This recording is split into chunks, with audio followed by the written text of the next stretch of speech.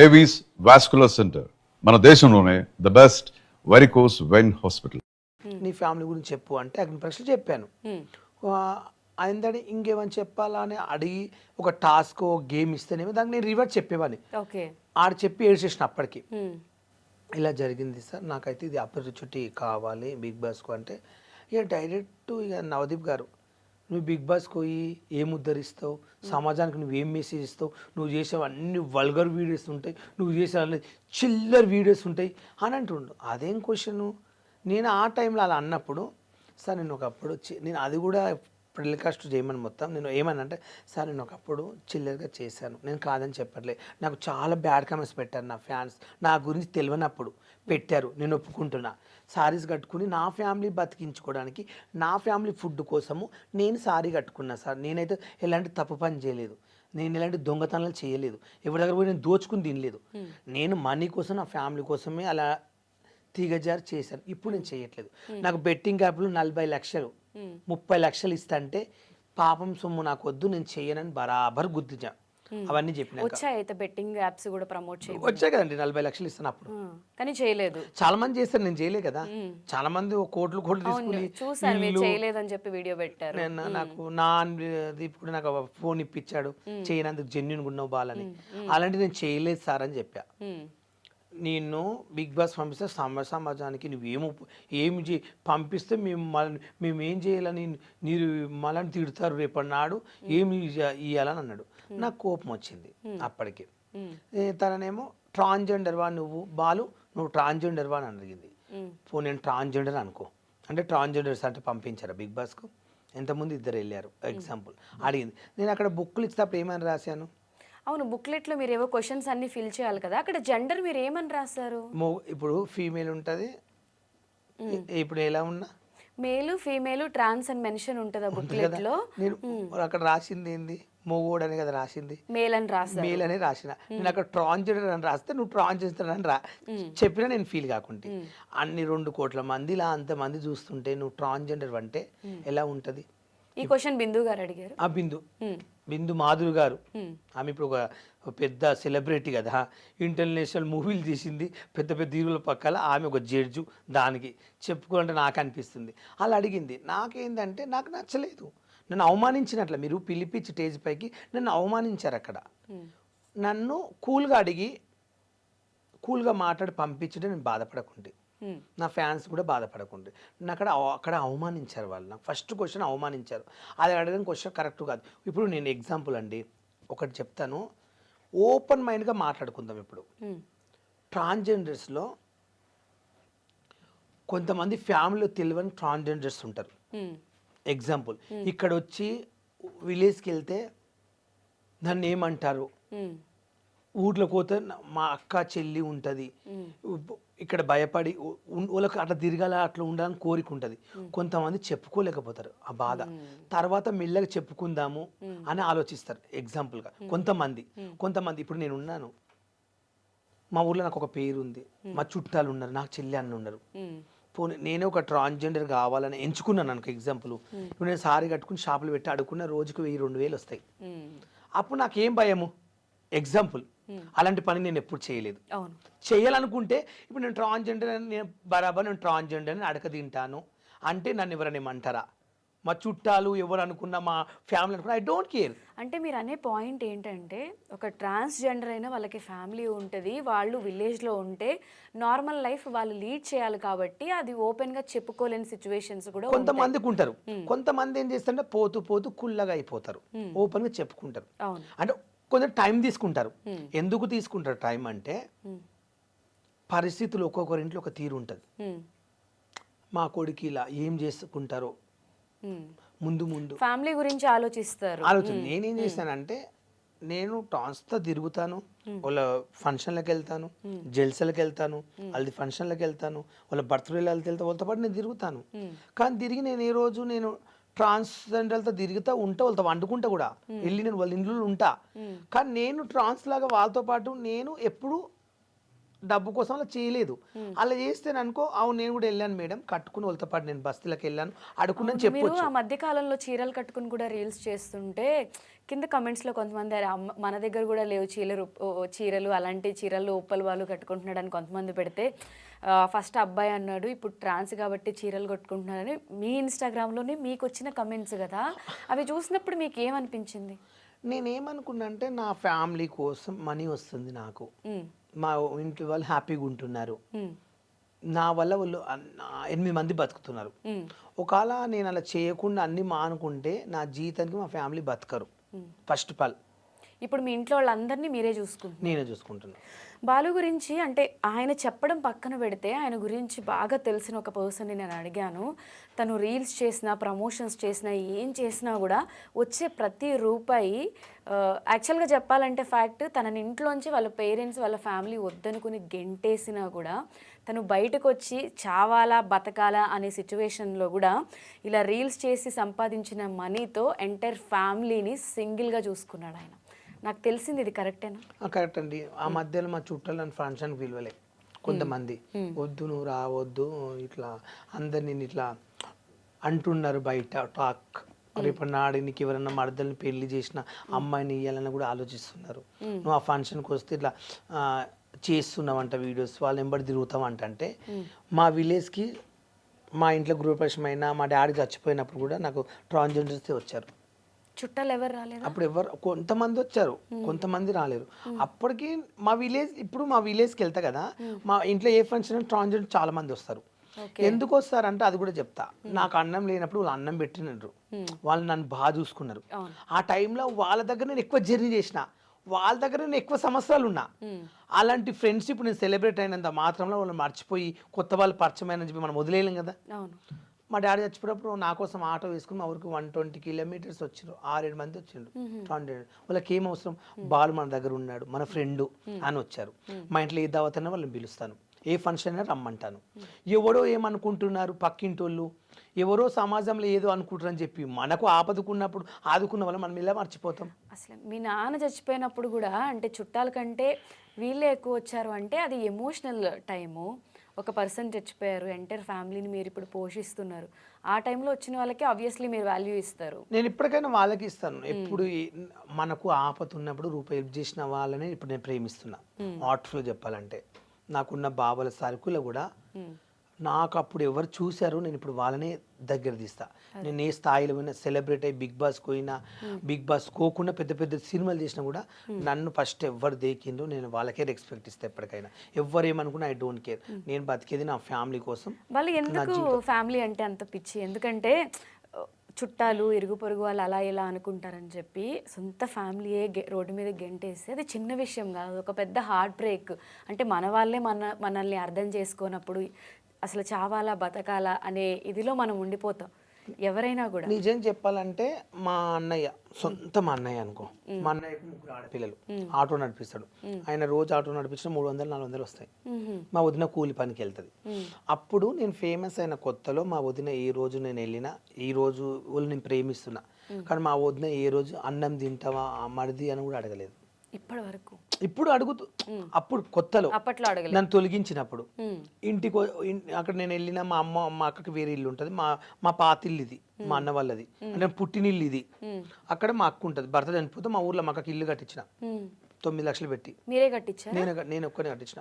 చిట్టగల రూపాయి జమ చేసి చిట్టీలేసి ఆమెకి ఇల్లు కట్టించిన.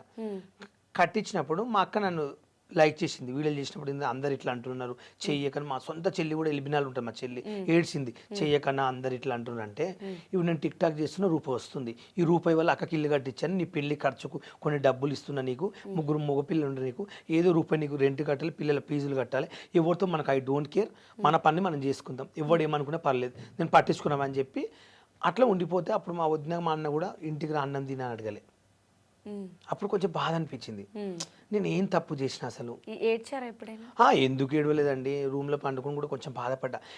బాలు అంటే యాక్టివ్ గా నవ్వుతూ కనిపిస్తారు, అసలు బాలు నేను అనుకోలేదు ఏంటంటే నేనేం తప్పు చేస్తున్నా పోనీ అంటే ఒక ట్రాన్స్జెండర్ తిరిగినంత మాత్రంలా మనం తప్పు పట్టడం ఏంది, వాళ్ళు కూడా ఒక మనుషులే కదా, వాళ్ళు నాకు ఒక ఫ్రెండ్లా గౌరవ ఇచ్చారు కదా, అలా అనడం ఏంటంటే వాళ్ళు మనుషులు కదా, వాళ్ళకి ఒక కోరికలు ఉన్నాయా, అట్లా దూరం పెడితే నేను లైట్ తీసుకున్నా, ఐ డోంట్ కేర్ అనుకున్నా. తర్వాత ఫేమస్ అయినాక కొంచెం కొంచెం డబ్బులు వస్తుంటే అప్పుడు మా వదిన మా అన్న దగ్గర తీశారు. నేనేమనుకున్నా అంటే మా అన్న నా రక్తం, మా అన్నయ్య సైలెంట్ ఉంటాడు, మా అన్నయ్య ఎవరితో, మా అన్నయ్యకు ఊర్లో మంచి పేరు ఉంది, ఊర్లో వంటలు చేస్తాడు మా అన్నయ్య ఎవరితో మాట్లాడు, కొట్లాడు గొడవ ఆయనకు నచ్చదు, ఊళ్ళో నల్లకాడ గొడవ అయినా ఊళ్ళో లొల్లి పెట్టుకోవాలంటే నేనే నెంబర్ 1.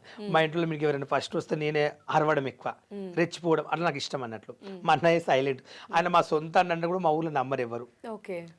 నేను కొంచెం బయట ఉంటే ఆయన కొంచెం బ్లాక్ ఉంటాడు, మా అన్న సిన్సియర్కు మా అన్ననే లైక్ చేస్తారు విలేజ్లో. ఈడైతే అందరితో లొల్లి అరుస్తాడు కానీ ఫ్యామిలీ బాగా చూసుకుంటారు, మంచి మా ఊర్లో పేరు నాకు. అట్లా నాకు మా అన్నయ్య ఎంత మా సొంత అన్న. ఇప్పుడు మొత్తం అందరినీ మీరే, మీకు వచ్చే డబ్బులు అసలు మీకోసం ఏమన్నా పెట్టుకున్నారా ఇప్పటి వరకు? అయితే నేను నా బ్యాంక్ బ్యాలెన్స్ కూడా ఇప్పుడు కొంచెం తక్కువ 20-30 వేలు ఉంటాయి. పర్సనల్ అంటే పర్సనల్ సేవింగ్స్ ఏమి ఉండవా మీకు? ఇప్పుడు నాకు ఏం పర్సనల్ లేదు, నేను రూపాయి వచ్చినంత మా ఫ్యామిలీకి పంపించినాక నేను ఒక 2-3 లక్షలు 3 లక్షలు పెట్టుకున్నా.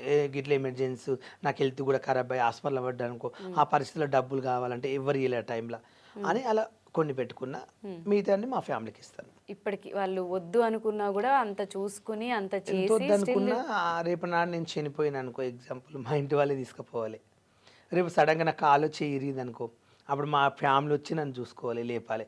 పక్కింటోడు అయితే ఇవ్వడు రాడు, ఫ్రెండ్ వచ్చినా కూడా కొన్ని యాపిల్ పండ్లు బెడ్ ప్యాకెట్ ఇచ్చి కొన్ని డబ్బులు చేయలే పెట్టిపోతాడు. కానీ నేను వాష్రూమ్ పోవాలన్నా బాత్రూమ్ పోవాలన్నా అప్పుడు ఆ ఫ్రెండ్ అయితే ఉండలేడు. లైఫ్లో ఒకరు ఉంటారేమో అభిమానంగా నన్ను ప్రేమించిన వాడు ఎవరో ఒకరు ఉండొచ్చు. నేను ఎవరికన్నా బాగాలేదంటూ మా బాగోలేదంటే 3-4 ఉండే నా లైఫ్ పార్ట్నర్స్లా వాళ్ళకి మనం బాగాలేకుంటే కూడా వాళ్ళకి ఇలాంటి పరిస్థితి వస్తే నేను 1 నెల రోజులు 2 నెలలు వాళ్ళ దగ్గర ఉండి వాళ్ళకి సేవ చేస్తా, కానీ వాళ్ళని మర్చిపోలేను. అది వాళ్ళు మీకు బాగా హర్టింగ్ అనిపించి బాగా బాధపడి ఇప్పటికీ ఆ సందర్భం ఆ సిచ్యువేషన్ తలుచుకుంటే ఏడుపు వస్తుంది అనే ఎంత ఏదైనా ఉందా మీకు? నా లైఫ్లో నిజంగా బాధపడ్డ రోజు అంటే నిజంగా చెప్తున్నా, నన్ను ట్రాన్స్జెండర్స్ కొజ్జవాళ్ళన్నా నేను బాధపడలేదు. అంటే టేక్ గిట్ తీసుకున్నా, ఐ డోంట్ కేర్, ట్రాన్స్జెండర్ అన్న కూడా నేను బాధపడలేదు. నా లైఫ్లో ఫస్ట్ ఆఫ్ ఆల్ ఒక మగవాడిని అలా అన్నారు అనుకో చాలా ఇచ్చి బాధపడతారు, కానీ అట్లన్నా కూడా నా లైఫ్లో నేను జీవితం బాధపడలేదు. ఇంకోటి మా డాడీ చచ్చిపోయినా కూడా నేను బాధపడలేదు, ఏడ్చిన బాధపడ్డా, కానీ అంతగానో కూడా నా లైఫ్లో చచ్చిపోతాననే నిర్ణయం కూడా తీసుకోలేదు. ఎగ్జాంపుల్గా మా నాన్నగారు చనిపోయినప్పుడు వెళ్ళాను, దినాలు ఉంటాయి కదా 11 రోజులు, ఎయిర్ జుట్టు గుండు చేసుకోవాలి మ్యాక్సిమల్గా. నాకు ఆపర్చునిటీ వస్తుంది, షూటింగ్స్ వస్తున్నాయి, మా డాడీ చచ్చిపోయిన దినాలు కూడా గుండు చేసుకోలే. 5 కత్తాలు ఇచ్చిన, నేను గుండు చేసుకోనని చెప్పా, మనీ పోతుంది, మళ్ళీ నాకు ఆపర్చునిటీ పోతుంది, అవకాశాలు రావని చెప్పి గుండు కూడా వేసుకోలేదు. అప్పుడు కూడా నేను నిజంగా బాధపడలేదు.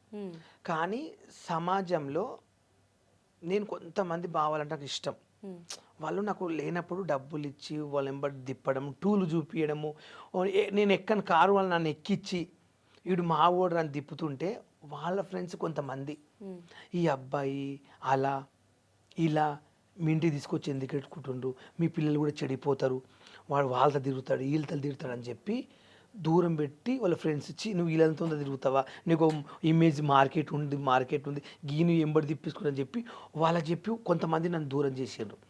అప్పుడు ఏడ్చిన నేను నిజంగా చెప్తున్నా, అమ్మతో చెప్తున్నా, నా జీవితంలో మామూలు ఏడవలే. అంటే ఎవరైనా మగపిల్లగా నా పక్కన వండుకోవాలంటే కూడా నేను వాళ్ళని మనం చేస్తానేమో అనేది సమాజంలో అది వచ్చేసింది ఆ మైండ్లో వచ్చి నన్ను కొంతమంది దూరం పెడుతున్నారు. అదేంది నాకు అర్థం కాదు, నా మీద ఎవరైనా మజర్లో కాలేసినా కూడా ఒక ఫ్రెండ్ లాగా అనుకుంటా. నేను ఇంకొక అబ్బాయి మీద కాలేసి పట్టుకోవడానికి నాకు అలాంటి ఫీలింగ్స్లో అలాంటి ఇంట్రెస్ట్ లేవు.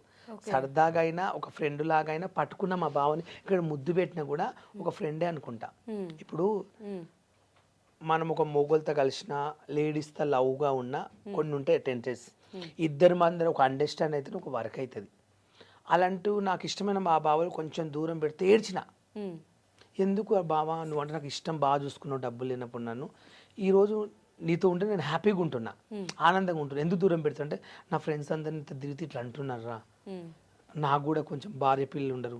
అలా ఎవరైనా మిస్ అయిపోయారా ఇప్పుడు అలా దూరం పెట్టిన వాళ్ళు మీ లైఫ్లో ఉన్నారా? స్టిల్ మిస్ అయ్యారు, మళ్ళీ దగ్గర అయ్యారు.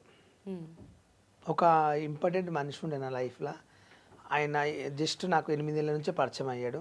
అంతకుముందు పరిచయం అయిన వాళ్ళు బావోళ్ళు, సంవత్సరాలు ఉన్న బావోళ్ళు నన్ను వదిలేయలేరు. వాళ్ళు ఇప్పటికీ మేము వాళ్ళ ఇంట్లోనే ఉంటాను. నేను మా బావోళ్ళ ఇంట్లో, మా బాలరాజు బావోళ్ళ ఇంట్లో ఉంటా. వాళ్ళు నన్ను బాగా చూసుకున్నారు. పిల్లలు ఇప్పుడు డాక్టర్స్ అయ్యారు. వాళ్ళ ఇంట్లో నేను 20 ఇయర్స్ నుంచి ఇంట్లో పని చేస్తున్నా. వాళ్ళు నేను ఇంట్లో సొంత ఓనర్ లాగా నేనే ఫీల్ అయ్యి వాళ్ళ ఇంట్లో ఓళ్ళనే బెదిరించి వాళ్ళ ఇంట్లో ఉంటా. వాళ్ళు చూసుకుంటారు. వాళ్ళు నాకు ఒక్క ఫ్యామిలీ చాలని బతికిన.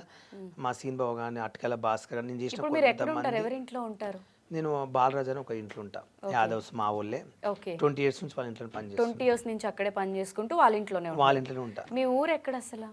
మా ఊరు వెన్నచెడు, కోడంగల్ రేవంత్ రెడ్డి వాళ్ళ ఊరు పక్కన. ఓకే. అమ్మ వాళ్ళు ఫ్యామిలీ అంతా కూడా అక్కడ ఉంటారు. మమ్మీ, అక్క, అన్నయ్య అక్కడ ఉంటే, మా చెల్లి ఒక్కతే ఎలిబినాలు ఉంటుంది. ఓకే. అమ్మ ఏం చెప్తుంటారు అసలు మీవి ఇలా చూసిన? మా అమ్మకు నిజం చెప్పాలంటే మా అమ్మకు ఫోన్ తెలియదు, టచ్ ఫోన్. టీవీ పెడితే సీరియల్ ఒక్కటే చూస్తుంది మా అమ్మ. మా అమ్మ ఊర్లో మంచిగా నలుగురితో మాట్లాడి రచ్చ చేసేది మా అమ్మ. మా అమ్మ అంటే ఒక బ్రాండ్. మా అయ్యని తిట్టాలన్నా, మా ఇంట్లో అందరిని తిట్టాలంటే మా అమ్మ ఒక బ్రాండ్ ఉండే. అలాంటిది మా అమ్మకు నేను 7th క్లాస్లో ఉన్నప్పుడు కొంచెం పిచ్చి లేచినట్లు అయింది. పిచ్చి లేచి నైట్ 2-1 గంటలకైతే ఊళ్ళో కురికేది అన్నట్లు. ఉరికితే మా డాడీ గుంజుకొచ్చి మా అమ్మను కొడుతుంటే మస్తు ఏడ్చామని. పిచ్చి టైంలో ఉంది కదా, ఆమెకి ఏం తెలుస్తుంది? గుంజుకొచ్చి పెట్ట కొడితే నాకు మెంటలీ కొంచెం అయిపోయిండే. ఓకే. అయిపోతే ఇక నేనైతే మా అమ్మ అక్కడ వండుకుంది అనుకో, పండుకోకపోయేది. బయట కురుకోవాలని పని చేస్తాను 2 గంటలకు 3 గంటలకు. నేను ఆ 2 డోర్లు ఇట్లా పట్టుకుని ఇలా పడుతుంది. ఆ 2 డోర్లు పొద్దుగల వరకు కాపాడాలని చెప్పి ఇట్లా పట్టుకునేవాడిని. అయితే ఇంకా అట్లా కర్ణాటక అని ఉంటుంది మా ఊరు పక్కన, సేడం గుల్బేర్ కానీ. అక్కడ ఒక పూజారి ఇక్కడ తీసుకొచ్చి ఉంచితే న్యాయమవుతుంది బాలప్ప అంటే, మా డాడీ ఆడ పోతే రోజు మా అమ్మను కొట్టడము, టార్చర్ చేయడము, ఉరకడము, ఊళ్ళక్కడ చేస్తే ఆయన ఈమె నువ్వు ఉంటే మాత్రం మేము మంచిగా రాదు, ఇంటికి బతకది, నీ పెళ్ళి కానీ మీ చిన్న అబ్బాయి మీ పెద్దోని పెడితే బతుకంటే నేను 3 నెలల నుండి మా అమ్మకు సేవ చేసిన. జడేయడము, బాత్రూమ్ చీరలు పోతే చీర విండేయడము, కట్టేయడము, జుట్టు తీయడం, మా అమ్మకు ఇక కూర్చునబెట్టి తినబెట్టడము, పండబెట్టడం, ఇదే 3 నెలలు వర్క్ చేస్తే ఇప్పుడు మా అమ్మ మంచి పర్సనల్ పనులు. అంటే అక్క చెల్లెలు ఉన్నారు కదా, అంటే అమ్మకి అన్ని మీరే చేయాల్సి వచ్చింది. అప్పుడు మా అక్కకు పెళ్ళి అయింది, ఓకే, ప్రెగ్నెంట్తో ఉంది, ఓకే, విలేజ్లో ఉంటుంది. మా చిన్నక్క చనిపోయింది లేదు. మా చెల్లి ఊర్లో మా డాడీ గొల్లు చనిపోయారు. ప్రెగ్నెంట్ ఉంటే మా బావ ఏదో గిర్మిటో ఏదో డెలివరీ కాక బాబు మా చిన్నక్క ఇద్దరు చచ్చిపోయారు ఒకటేసారి. బాబు పుట్టంగా చచ్చిపోయిన ఒక 10 నిమిషాలకు మా చిన్నక్క చచ్చిపోయింది. అప్పుడు నేను 7th క్లాస్లో ఉంటే. అయితే ఇక మా అన్నయ్యనేమో ఆయన పని ఆయనకు ఉంటుండే, మా గోల్రు మేకలు ఉంటుండే, మా అయ్య అక్కడ పోతుండే. అందరు మా అమ్మ దగ్గర ఉంటే ఇంటి పరిస్థితి మాకు వెళ్ళనికి లేదు. నేను ఈ స్కూల్ బంద్ చేసి 3 నెలలు అక్కడ పెట్టారు. మా అమ్మకు చిన్నగా రొట్టెలు చేసి అన్నం వండి చేసి కాపాడుకుని ఇప్పుడు మంచిగా అయింది. ఇప్పుడు మా ఇంట్లో అందరు కూర్చోపిస్తుంది, అంత ఎనర్జీ ఇస్తుంది మా అమ్మ. ఇప్పుడు మంచిగా బతికింది, స్టేబుల్ గా ఉన్నారు. ఇప్పుడు స్టార్టింగ్ ఎట్లుంది అట్లుంది ఇప్పుడు మళ్ళీ. కానీ అప్పుడు మస్తు బాధపడ్డా. కావంటే మా ఊరు వెళ్ళి ఎంక్వైరీ చేయండి, నేను ఎంత కష్టం చేసినో ఏం చేసినో మా ఊరు వాళ్ళు చెప్తారు. ఇప్పుడు నేను అబద్ధాలు ఆడిన అనుకో, మా సొంత ఊరికి పోతే ప్రతి ఒక్కరు చెప్తారు నా క్యారెక్టర్ గురించి ఏందో. మీరు అబద్ధాలు చెప్పారు అని అయితే అనుకోవట్లేదు, మాట అంటున్నా. కొంతమంది నేను ఇంట్రడక్షన్ లోనే చెప్పాను, ఎవరికి తెలియని బాలు నేను చూపిస్తాను, మీకు పరిచయం చేస్తాను అని. మీరు చెప్పండి అసలు ఇప్పటి వరకు ఎవరికి తెలియంది బాలు అంటే ఏంటి? నేను ఒకటే చెప్తున్నాండి, నేనేంది అనేది అంటే నాకు కొన్ని కోరికలు ఉంటాయి, నాకు ఒక మనిషి ఉంటుంది, నాకు నచ్చినట్టు నేను తిరగాలని నాకు కూడా కొన్ని కోరికలు ఉంటాయి. అలాంటివి నేను ఎంజాయ్ చేస్తానే కానీ ఒక మనిషితో డబ్బులు తీసుకుని మోసం చేయదు కానీ, ఒక మంచి దొంగతనం కానీ, ఒక బెట్టింగ్ కానీ, ఒక మందిని మోసం చేయనేది నా జీవితంలో నాకు లేదు, రాదు కూడా, నేను చెయ్యను కూడా అలాంటి పని. నేనంటే నన్ను నలుగురుట్లో కూడా బాలు అంటే మంచోడు అనాలి, అదొక్కడే నా కోరిక. కానీ నన్ను చూసి నీ ఫ్రెండ్ ఇట్లా అని చెప్పి నీ ఫ్రెండ్ కోసం నువ్వు నాతో ఫ్రెండ్షిప్ బంద్ చేయడము, నీ ఫ్రెండ్ ఎవడు ఇట్లా అని చెప్పి మన ఫ్రెండ్షిప్ ఖరాబ్ చేయడం, ఇది ఒక్కటి మార్కెట్లో మర్చిపోండి.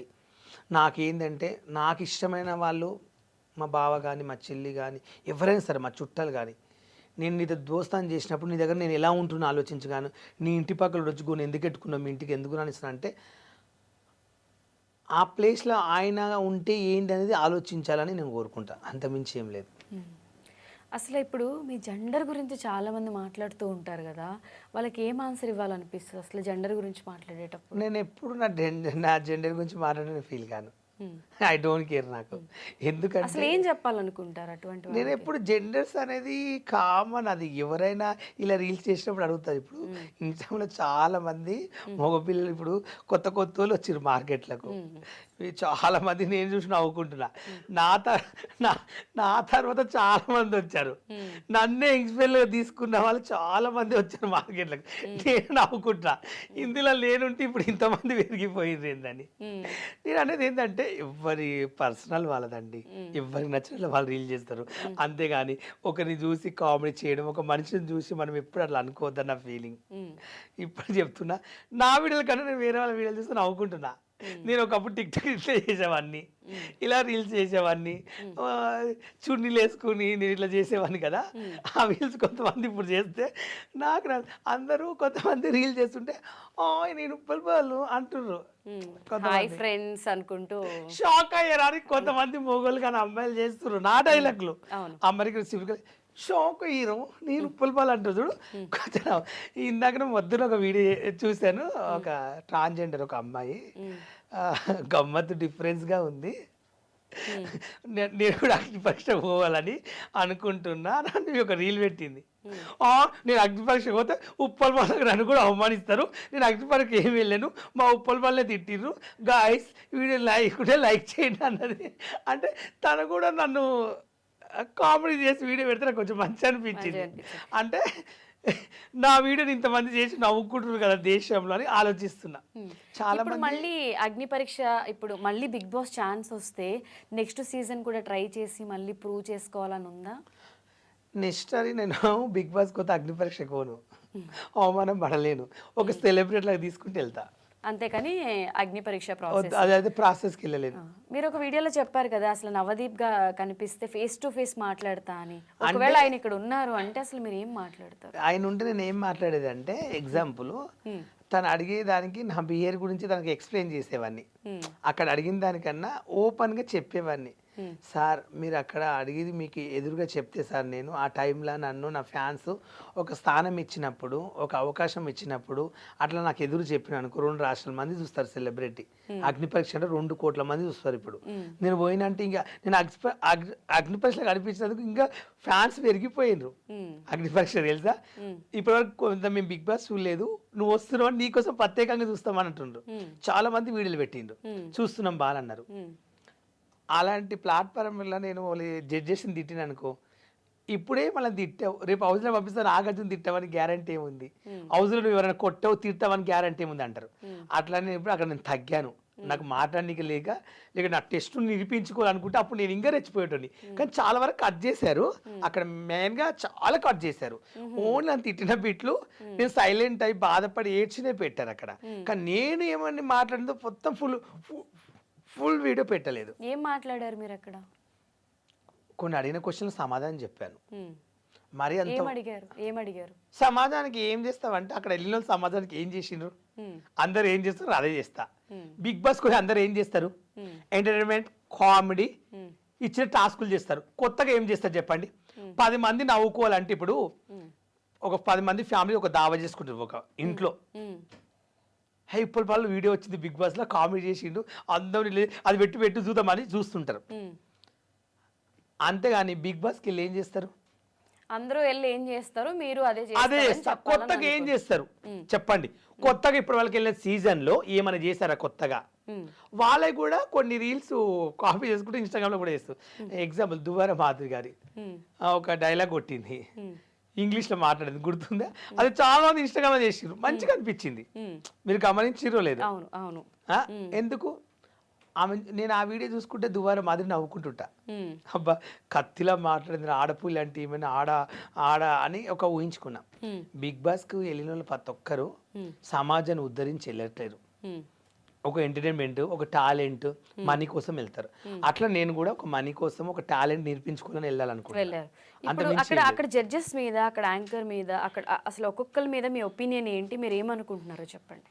ఫస్ట్ ఆఫ్ ఆల్ నేను చెప్పాలంటే దిస్ ఈజ్ నవదీప్ గారి గురించి ఫస్ట్ క్వశ్చన్ చెప్తా. నాకు అక్కడ అన్యాయం జరిగింది, అన్యాయం కోసం మేము మాట్లాడతా. నేను ఉన్నదని చెప్తా, అబద్ధాలు చెప్పడానికి నాకు రాదు, నేను అబద్ధాలు కూడా చెప్పాను. నవదీప్ గారు ఏమన్నారంటే, వల్గర్గా ఉంటాయి వీడియోస్ నీవి, నువ్వు చేసే అన్ని చిల్లర్ వీడియోలు, నీకు ఫ్యాన్స్ ఉంటారా అన్నాడు. నాకు ఫ్యాన్స్ ఉన్నారో లేదో ఇప్పుడు వీడియోలు చూస్తే అర్థమవుతుంది. ఫస్ట్ క్వశ్చన్, అక్కడ పిలిచినప్పుడు నన్ను అవమానించడం నాకు నచ్చలేదు.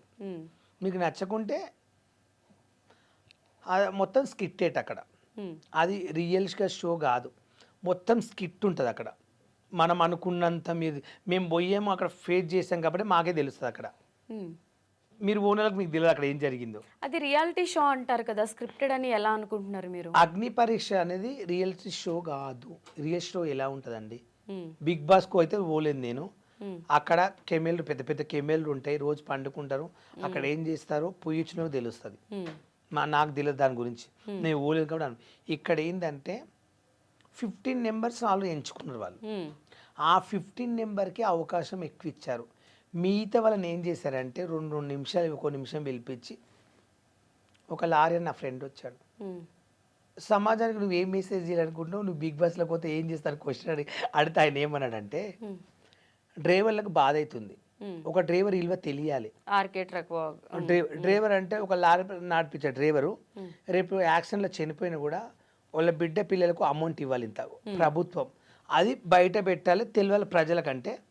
అది తెలియాలంటే నువ్వు ఇక్కడ వచ్చింది చెప్తాం, పోయి ఎమ్మెల్యేలు ఎంపీని అడగొచ్చు కదంటే, వాళ్ళందరూ అడిగినాక ఇక్కడికి వస్తా. ఈ షోలో అయితే 2 కోట్ల మంది, ఆంధ్ర తెలంగాణ 2 కోట్ల మంది చూస్తారు. అప్పుడు అందరికీ ఈ వీడియో వల్ల, ఈ బిగ్ బాస్ వల్ల, అదే నీది పోపరేట్ చేసుకోవడానికి నువ్వు వచ్చినట్లుంది, వెళ్ళిపో ఈ దాన్ని నువ్వు సెట్ కావు అన్నాడు.